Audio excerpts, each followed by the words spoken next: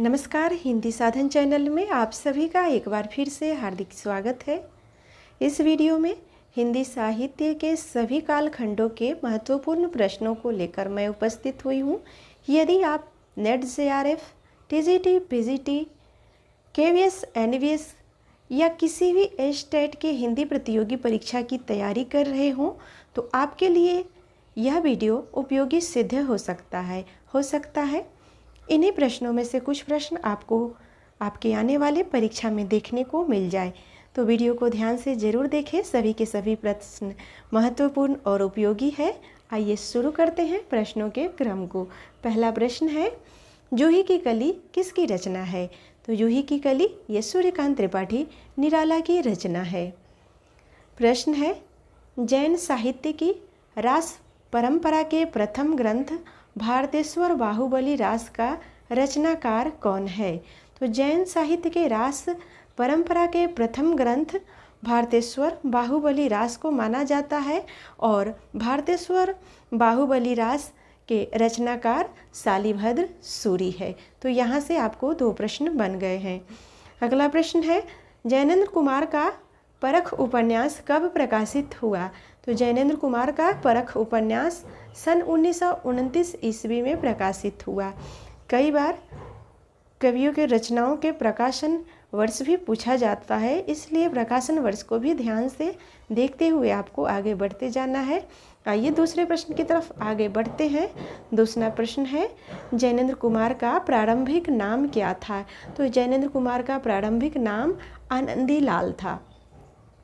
अगला प्रश्न है, जैसे उड़ी जहाज को पंछी पुनी जहाज पे आवे, यह किसकी पंक्ति है? तो ये भक्तिकालीन कवि सूरदास की पंक्ति है। प्रश्न है, जॉर्ज पंचम की नाक कहानी का लेखक कौन है? तो जॉर्ज पंचम की कहानी का लेखक कमलेश्वर है। प्रश्न है, झूठा सच उपन्यास का लेखक कौन है? तो झूठा सच उपन्यास के लेखक यशपाल है।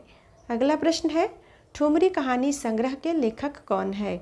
फणीश्वर नाथ रेणु ठुमरी कहानी संग्रह के लेखक है और इनके इस ठुमरी कहानी संग्रह में एक कहानी है ठुमरी भी, जिसका शीर्षक है ठुमरी, और ये उनके इस कई सारे कहानियों को मिलाकर एक संग्रह होता है। तो संग्रह का नाम भी उन्हीं कहानियों के में से एक कहानी है के नाम से संग्रह का नाम रखा गया है। अगला प्रश्न है, ठेठ हिंदी का ठाठ उपन्यास का लेखक कौन है? तो ठेठ हिंदी का ठाठ उपन्यास के लेखक अयोध्या सिंह उपाध्याय हरिऔध है। अयोध्या सिंह उपाध्याय हरिऔध किस उपन्यास के लेखक? ठेठ हिंदी का ठाठ। चले बढ़ते हैं अगले प्रश्न की तरफ।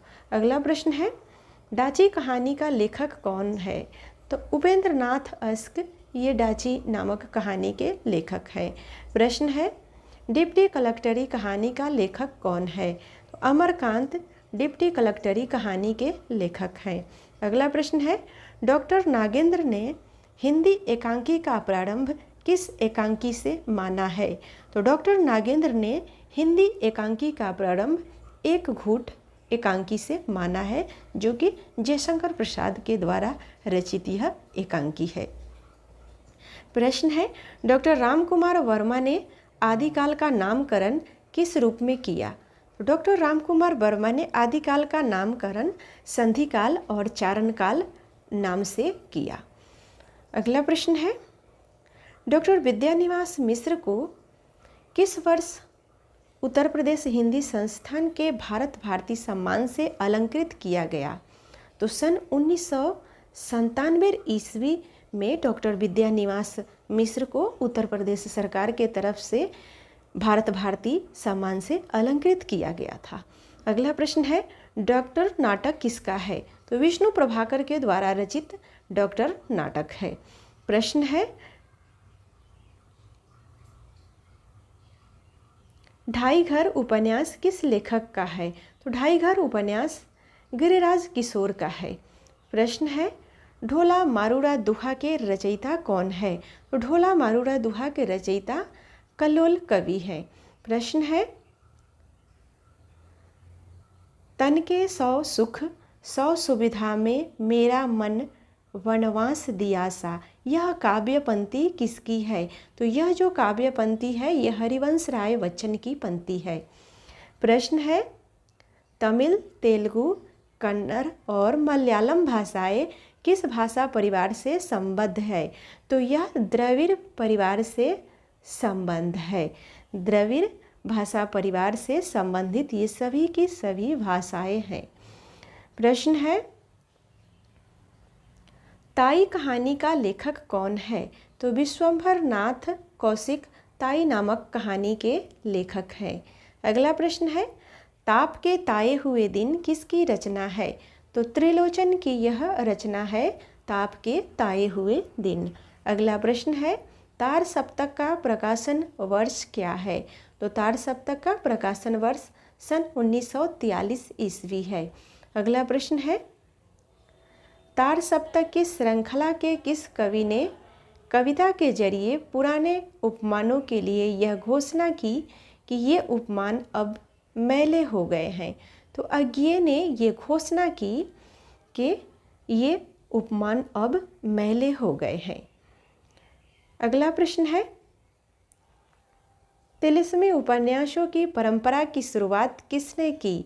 तो तिलिस्मी उपन्यासों की परंपरा की शुरुआत देवकी नंदन खत्री ने की थी।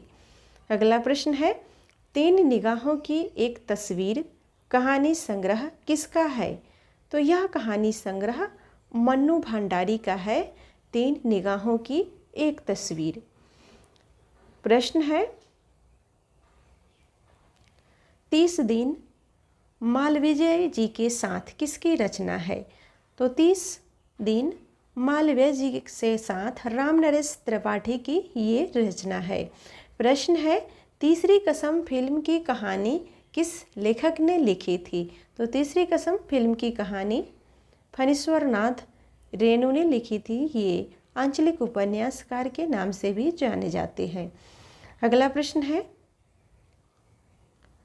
तुम वहन कर सको जनमन में मेरे विचार, वाणी मेरी चाहिए तुम्हें क्या अलंकार। उपयुक्त पंक्तियाँ किसकी है? तो यह जो पंक्ति है कि तुम वहन कर सको जनमन में मेरे विचार, वाणी मेरी चाहिए तुम्हें क्या अलंकार, इस सुमित्रा नंदन पंत की ये पंक्ति है। पंत जी को प्रकृति का सुकुमार कवि भी कहा जाता है और छायावाद के 4 स्तंभों में से एक स्तंभ ये भी माने जाते हैं। प्रश्न है तुलसीदास की भक्ति किस प्रकार की है? तो तुलसीदास की भक्ति दास्य भाव की है। अगला प्रश्न है तुलसीदास कृत विनय पत्रिका की रचना किस भाषा में की गई है? तो विनय पत्रिका की रचना ब्रज भाषा में की गई है। अगला प्रश्न है थियोसॉफिकल सोसाइटी की स्थापना कब हुई? तो थियोसॉफिकल सोसाइटी की स्थापना सन 1875 ईस्वी में हुई थी। अगला प्रश्न है दंगों में मची मार काट आगजनी लूटपाट के परिणाम स्वरूप फैली दहशत और आतंक का चित्रण भीष्म साहनी के किस कहानी में हुआ है?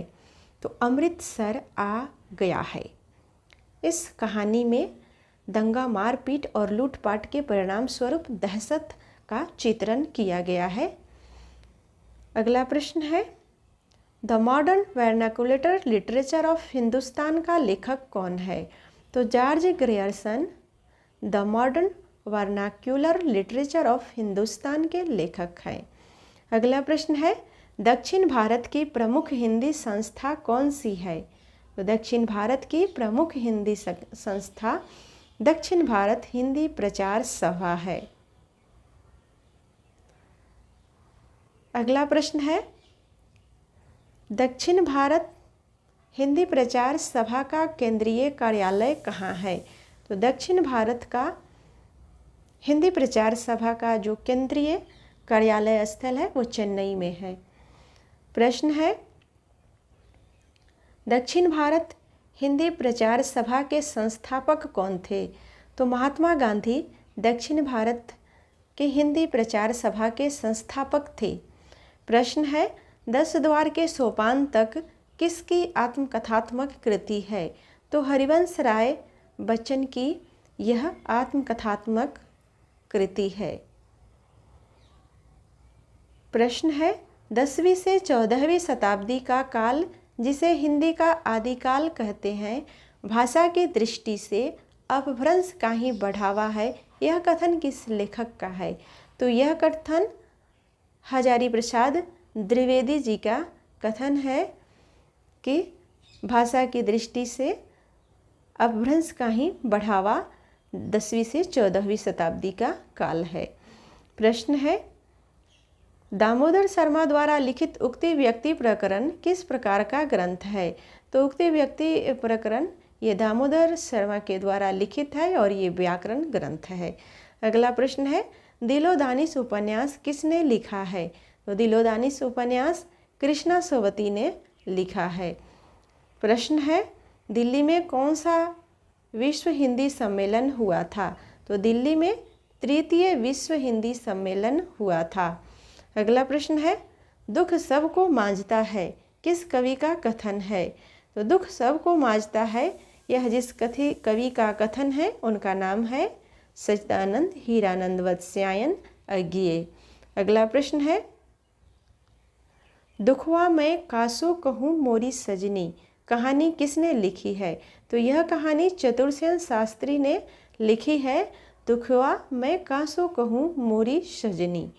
अगला प्रश्न है दुल्हिन गावहु मंगलचार यह पद किसके द्वारा रचित है? तो यह पद कबीरदास के द्वारा रचित है। अगला प्रश्न है दुलाई वाली कहानी किस लेखिका की लिखी हुई है? तो दुलाई वाली कहानी की रचना बंग महिला ने की है, जिन्हें राजेंद्र बाला घोष नाम से भी जाना जाता है। अगला प्रश्न है दूसरा सप्तक का प्रकाशन वर्ष क्या है, या दूसरा सप्तक किस वर्ष प्रकाशित हुआ? तो दूसरा सप्तक 1951 में प्रकाशित हुआ और पहला सप्तक 1943 ईस्वी में। प्रश्न है दूसरी परंपरा की खोज पुस्तक का लेखक कौन है? तो दूसरी परंपरा की खोज पुस्तक के लेखक डॉक्टर नामवर सिंह है। अगला प्रश्न है देखन में छोटे लागे घाव भरे गंभीर इस उक्ति को किस कवि की रचनाओं ने चरितार्थ किया है? तो बिहारी की रचनाओं ने इस उक्ति को चरितार्थ किया है। अगला प्रश्न है देवकीनंदन खत्री का उपन्यास चंद्रकांता किस श्रेणी का है? तो चंद्रकांता तिलिस्मी श्रेणी का उपन्यास है। प्रश्न है देवकीनंदन खत्री का चंद्रकांता संतति उपन्यास कितने भागों में प्रकाशित हुआ? तो यह देवकीनंदन खत्री का चंद्रकांता संतति उपन्यास 24 भागों में प्रकाशित हुआ। प्रश्न है देवनागरी लिपि में हिंदी के अतिरिक्त और कौन सी भाषा लिखी जाती है? देवनागरी लिपि में हिंदी के अतिरिक्त मराठी लिखी जाती है। अगला प्रश्न है देवराज ने अपने किस उपन्यास में दार्शनिक आधार पर धर्म और नैतिकता की बात उठाई है? तो अजय की डायरी में इन्होंने देवराज जी ने दार्शनिक आधार और नैतिकता की बात उठाई है। अगला प्रश्न है देश के बंटवारे की त्रासदी पर आधारित कहानी कौन सी है? तो सिक्का बदल गया कृष्णा सोवती की ये कहानी है और इसमें देश की बंटवारे की त्रासदी दिखाई गई है। भारत और पाकिस्तान का किस प्रकार से बंटवारा होता है, तो उस समय वहाँ के लोग किस प्रकार से इस त्रासदी का सामना करते हैं। प्रश्न है देहाती दुनिया कैसा उपन्यास है? तो देहाती दुनिया ये आंचलिक उपन्यास है। प्रश्न है दो बांके कहानी किसकी है? दो बांके कहानी भगवती चरण वर्मा की कहानी है। प्रश्न है दो भागों में प्रकाशित चिट्ठी पत्री में किस रचनाकार के पत्र संग्रहित है? तो चिट्ठी पत्री नामक दो भागों में प्रकाशित यह पत्र प्रेमचंद्र का है। प्रश्न है धरती अब भी घूम रही है कहानी का लेखक कौन है? तो इस कहानी का लेखक विष्णु प्रभाकर है। अगला प्रश्न है, धर्मवीर भारती का उपन्यास सूरज का सातवां घोड़ा किस श्रेणी में रखा जाता है? तो यह सूरज का सातवां घोड़ा उपन्यास प्रयोगशील श्रेणी में रखा जाता है। अगला प्रश्न है, धर्मवीर भारती का गुनाहों का देवता किस कारण लोकप्रिय हुआ?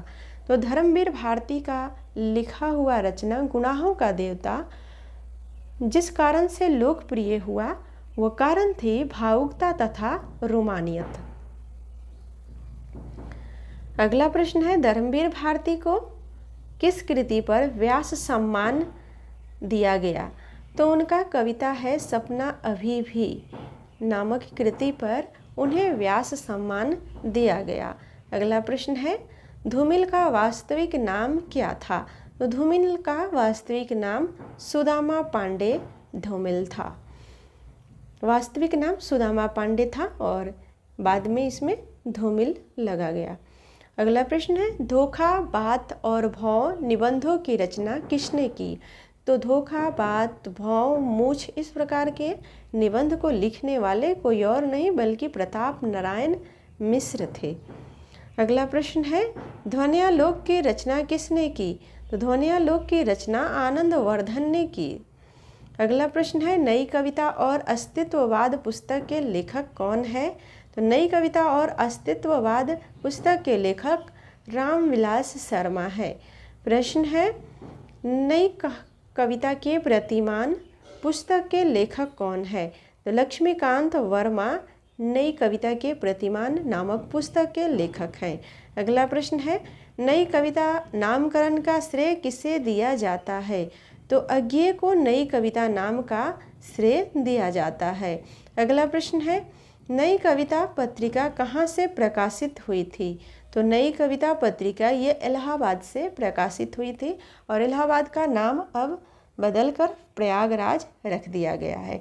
तो हो सकता है आपको ऑप्शन में इलाहाबाद के जगह पर प्रयागराज भी देखने को मिल सकता है। अगर प्रयागराज रहेगा तो वहाँ पर इलाहाबाद नहीं रहेगा। तो इन बातों का भी ध्यान आपको रखनी चाहिए। प्रश्न है, नई कविता पत्रिका का प्रकाशन किस वर्ष शुरू हुआ? तो नई कविता का प्रकाशन वर्ष 1954 ईस्वी में शुरू हुआ। प्रश्न है, नई कहानी आंदोलन के दौरान उपेंद्रनाथ अश्क द्वारा संपादित किस संकलन में 10 नए कथाकारों की चुनी हुई कहानियाँ संकलित है? तो संकेत नामक जो इनकी रचना है इसमें 10 नए कलाकारों की कहानियाँ इसमें संकलित है। और अगला प्रश्न है, नई कहानी की भूमिका पुस्तक का लेखक कौन है? तो देवी शंकर अवस्थी नई कहानी की भूमिका नामक पुस्तक के लेखक हैं। प्रश्न है, नई कहानी की शुरुआत लगभग कब से मानी जाती है? तो नई कहानी की शुरुआत लगभग 1950 ईस्वी से मानी जाती है। अगला प्रश्न है, नई कहानी के बाद के समग्र आंदोलनों को कौन सा एक नाम दिया जा सकता है? तो इनको नई कहानी को और एक नाम जो दिया जा सकता है वो है समकालीन कहानी। प्रश्न है, नट जनजाति का चित्रण करने वाला उपन्यास कौन सा है? तो नट जनजाति का चित्रण करने वाला उपन्यास कब तक पुकारूं। अगला प्रश्न है, नमक का दरोगा कहानी का लेखक कौन है? तो नमक का दरोगा कहानी के लेखक प्रेमचंद्र हैं। प्रश्न है, नरेश मेहता को उनकी किस कृति पर भारतीय ज्ञानपीठ पुरस्कार मिला? तो नरेश मेहता को उनके संपूर्ण साहित्य पर भारतीय ज्ञानपीठ पुरस्कार मिला। अगला प्रश्न है, नल दमयंती स्वयंवर नाटक किसकी रचना है? तो नल दमयंती स्वयंवर नाटक के रचनाकार बालकृष्ण भट्ट है। प्रश्न है, नलिन विलोचन शर्मा तथा केसरी कुमार किस वाद से संबद्ध है? तो ये नकेनवाद से संबंधित है। कौन? नलिन विलोचन शर्मा, केसरी तथा केसरी कुमार। अगला प्रश्न है, नाखून क्यों बढ़ते हैं निबंध किसकी रचना है? तो नाखून क्यों बढ़ते हैं यह हजारी प्रसाद के द्वारा रचित निबंध है, जो कि ललित निबंध के नाम से जाना जाता है। प्रश्न है, नागरी प्रचारणी सभा की स्थापना कब हुई थी? तो नागरी प्रचारणी सभा की स्थापना सन 1893 ईस्वी में हुई थी। प्रश्न है, नागार्जुन के उपन्यासों में किस जिले का राजनीतिक सांस्कृतिक चित्रण उपलब्ध है? तो नागार्जुन के उपन्यासों में दरभंगा और पूर्णिया जिले के राजनीतिक और सांस्कृतिक चित्रण उपलब्ध है। नागार्जुन इन्हें वैद्यनाथ मिश्र नाम से भी जाना जाता है और ये बिहार राज्य से थे और बिहार राज्य के में ही दरभंगा और पूर्णिया नामक जिला है। अगला प्रश्न है, नाटकों में पर्दे और पीछे से दी जाने वाली सूचना को क्या कहा जाता है? तो नाटकों में पर्दे के पीछे से दी जाने वाली सूचना को चूलिका कहा जाता है। तो इस प्रकार से आज हमने इस वीडियो के सभी प्रश्नों को कवर कर लिया। मिलते हैं दूसरे वीडियो में, तब तक वीडियो देखने के लिए सभी को बहुत बहुत धन्यवाद। अभी हमारे चैनल पर हिंदी साहित्य के सभी कालखंडों से टेस्ट सीरीज चल रहा है। अगर आपने इससे पहले वाले वीडियो को नहीं देखा है तो उन सभी वीडियो को भी अवश्य ही देख लें। वीडियो को लाइक शेयर ज़रूर करें, दोस्तों को भी शेयर करें।